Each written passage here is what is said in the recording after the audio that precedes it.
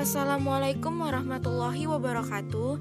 Nama saya Nurul Hafizah Nasution, NIM 0505202032 dari kelas 1A Asuransi Syariah dengan mata kuliah Kewarganegaraan dengan dosen pengampu Ibu Lia Saada MPD.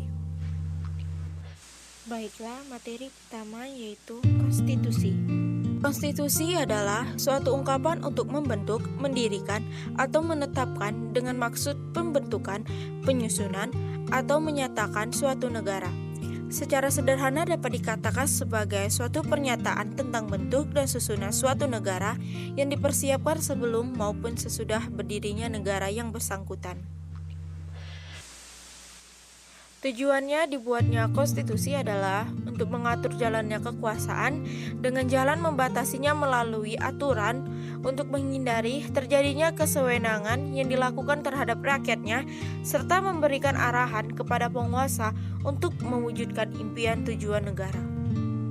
Pada masa peralihan dari negara feodal monarki atau oligarki dengan kekuasaan mutlak penguasa negara nasional demokrasi, konstitusi berkedudukan sebagai benteng pemisah antara rakyat yang kemudian secara berangsur-angsur mempunyai fungsi sebagai alat rakyat dalam perjuangan kekuasaan melawan golongan penguasa. Selanjutnya yaitu negara.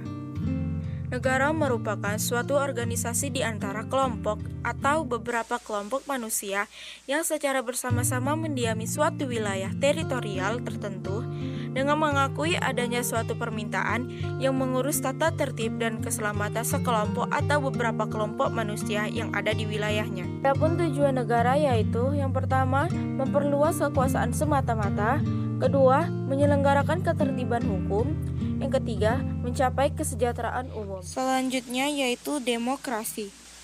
Demokrasi adalah bentuk atau sistem pemerintahan yang segenap rakyat turut serta memerintah dengan perantara wakil-wakilnya atau pemerintahan rakyat.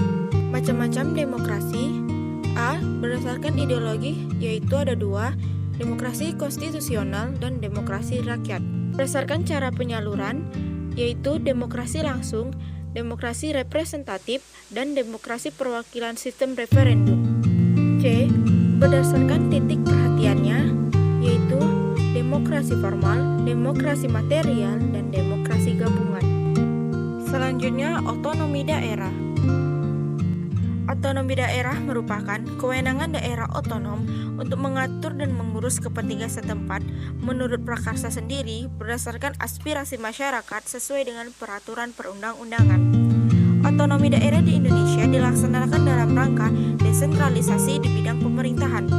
Ada 3 tujuan desentralisasi, yaitu yang pertama tujuan politik, kedua tujuan administrasi, dan yang ketiga tujuan sosial ekonomi. Sekian video dari saya. Assalamualaikum warahmatullahi